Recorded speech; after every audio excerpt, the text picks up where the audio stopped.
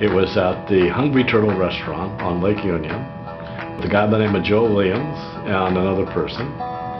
And they had told Diane and I that they knew how we could finance our girls' town that we're going to start. And they said, all you got to do is to be able to change this one guy that we know, and the state will pay you forever. And they brought me down and introduced me to Gordy, and I knew it was true.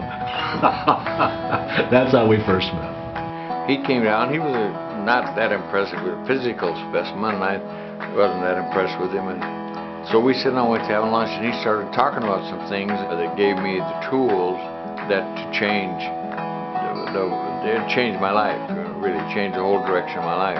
Well, what Lewis talked about when he started talking about comfort zones, over time in your life, you start out with a blank canvas in here, and then you gradually and incrementally you develop a self-image, a picture of who you are. And then the self-image, you develop a corresponding comfort zone. For example, if you see yourself as a $3,000 a month salesperson, that's your self-image, you'll consistently produce about $3,000. If you make $4,000, you're out of your comfort zone. If you make $2,500, you're out of your comfort zone. In order to consistently make more money, you've got to change your self-image. You got to see yourself as a $4,000 a month salesperson. It's not any harder, it doesn't take harder work. You got to change the self-image. What I realized, that prison had become my comfort zone. I began to see myself differently. When I would get out of prison, I began to, well, I really was out at the time, but I began to recognize why, and then I could change that comfort zone to where I was comfortable around people who were different than I was. It became very evident to him. I can remember him saying, I'll never need to ever go back. And he sort of like I was blind and I could see. I knew that I'd never go back to prison. Now, I didn't know what I was going to do, but one of the things that I wanted to do was to take that same curriculum and get it into prisons. And I said to Gordy, you've got a doctorate degree that nobody wants to buy. I said, you've got a doctorate degree of experience and you have credibility with a group of people that nobody else in the world would have credibility with. You combine what I've got with what you've got. And I said, we can change the world.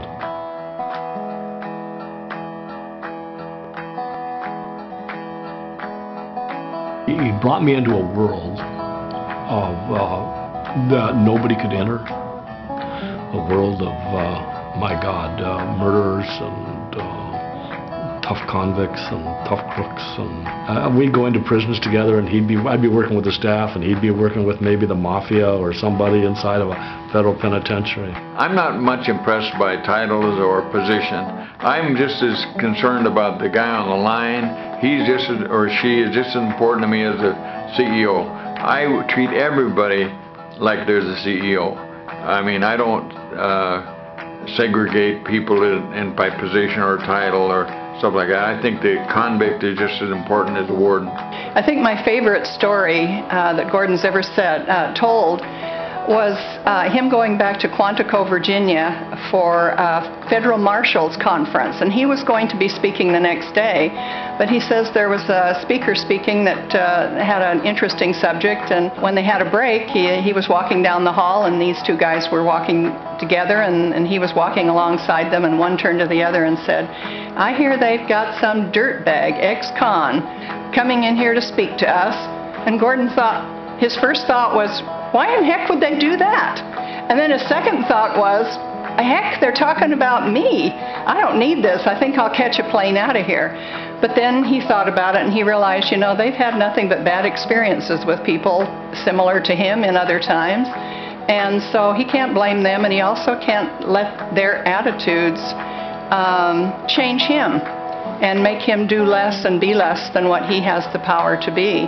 So he did his thing the next day and was rated one of the best talks that they'd ever had at Quantico, and the Marshal Services became his friends. I've had just a large number of people from law enforcement to General Motors executives to union leaders have reached out to me and allowed me to enter areas where people with my background don't get invited in. I really think all of those original experiences were to prepare him fully to be the catalyst for thousands and thousands of people to achieve their full potential.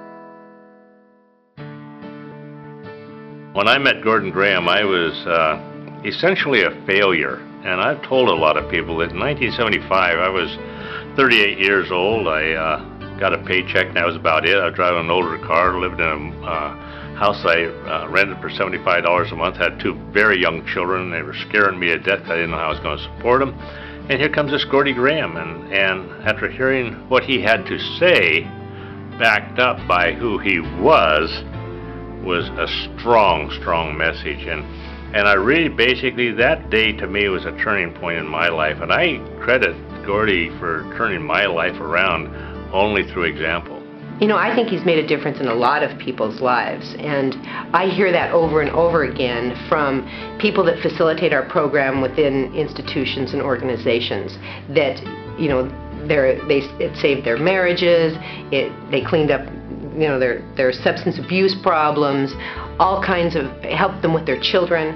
All, you know, you hear that over and over and over again. We get letters every day from people that are incarcerated that say, I wish I had this information when I first got in trouble. When he sits down to read those letters, he's like, I can't stop. I can't stop doing what I'm doing.